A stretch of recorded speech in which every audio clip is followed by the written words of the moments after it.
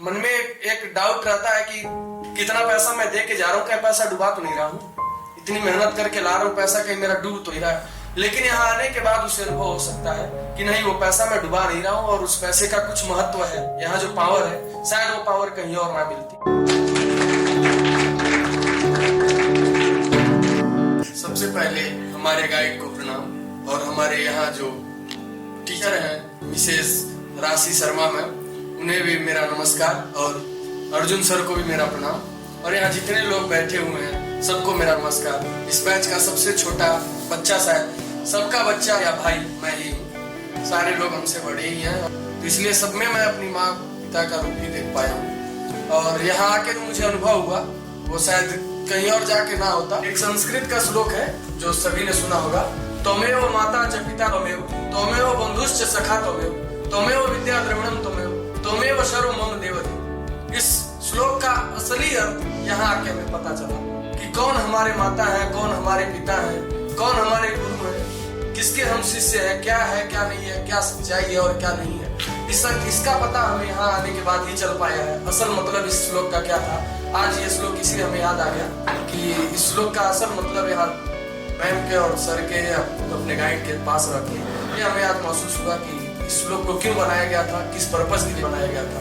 ये यहाँ सेशन करने के बाद, इस क्लास में ट्रेनिंग लेने के बाद हमको पता चला। मैंने 1 साल से ये कोर्स करने का प्लानिंग कर रखा था, लेकिन कुछ सर्कमस्टेंसेस की वजह से मैं आ नहीं पा रहा था, या फिर कई जगह क्वेरी भी किया लेकिन जा नहीं पाया। फाइनली जब मैं उसके लिए कैपेबल हो गया तो इंक्वायरी के लिए फ़ोन किया, तो यहाँ सर से मेरी बात हुई। तो सर ने बोला कि क्या आप प्रिपेयर हो इसके लिए। मैं बोला हाँ सर, तो कब से आप प्लानिंग कर रहे हो, तो मैं बताया।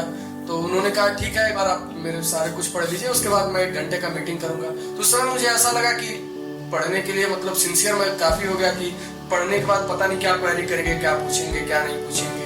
तो उस समय कुछ फिक्र हो रही थी कि पता नहीं मैं सेलेक्ट हो पाऊंगा कि नहीं हो पाऊंगा। तो जैसे उस समय उन्होंने बोला था कि मैं एक टेस्ट लूंगा, मैम आपसे बात करेंगी, टेस्ट लेंगी, आप उस लायक होंगे तो आएंगे। तो मैं उसको लेकर काफ़ी सिंसियर हो गया कि पता नहीं मैं उसके कैपेबल हूँ कि नहीं हूँ, क्या हो सकता है क्या नहीं हो सकता। लेकिन मैं पूरा पढ़ के उसके बाद फिर 2 दिन बाद सर को मैं मैसेज किया, तो सर ने फिर कॉल बैक किया, तो बात हुई मेरी।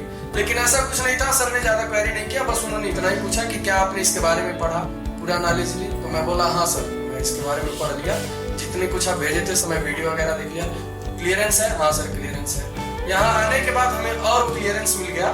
मन में एक डाउट रहता है कि कोई भी व्यक्ति घर से अगर पैसा लगा के निकलता है तो उसे डाउट मन में रहता है, कितना पैसा मैं दे के जा रहा हूँ, क्या पैसा डुबा तो नहीं रहा हूँ। इतनी मेहनत करके ला रहा हूँ पैसा, कहीं मेरा डूब तो ही रहा है। लेकिन यहाँ आने के बाद उसे अनुभव हो सकता है कि नहीं, वो पैसा मैं डुबा नहीं रहा हूँ और उस पैसे का कुछ महत्व है।